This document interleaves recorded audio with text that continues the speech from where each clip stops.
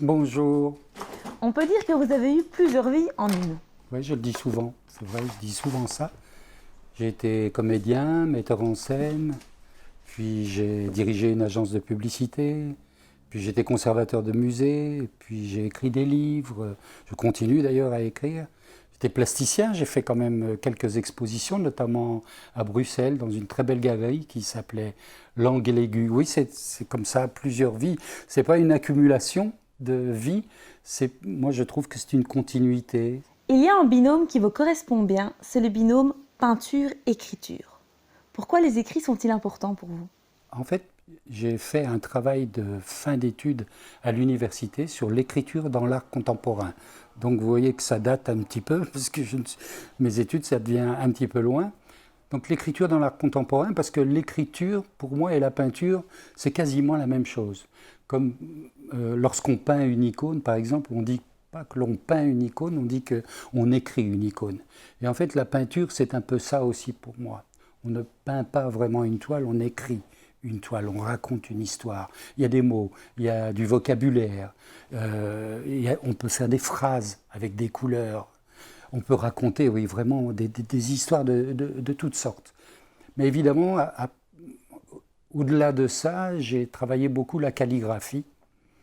Et ça, c'est une technique à travers laquelle je me suis beaucoup épanoui, je vais dire, parce que c'est une technique à la fois très exigeante, qui demande une parfaite maîtrise de la technique, et en même temps un lâcher-prise.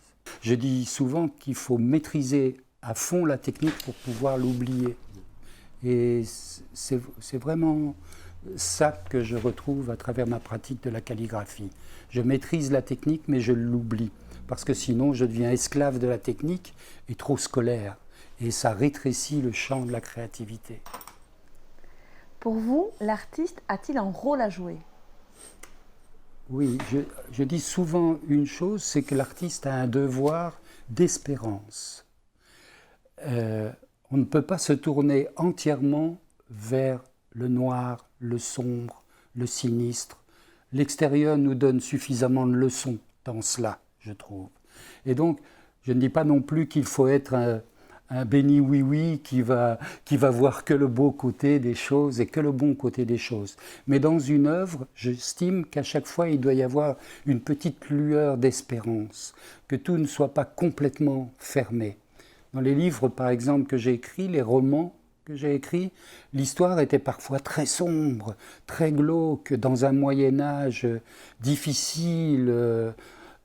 Mais dedans, il doit y avoir cette petite lumière qui est là et qui luit dans l'ombre, et que le lecteur ou que celui qui regarde une œuvre peut saisir quand même, pour ne pas toujours sombrer dans le désespoir.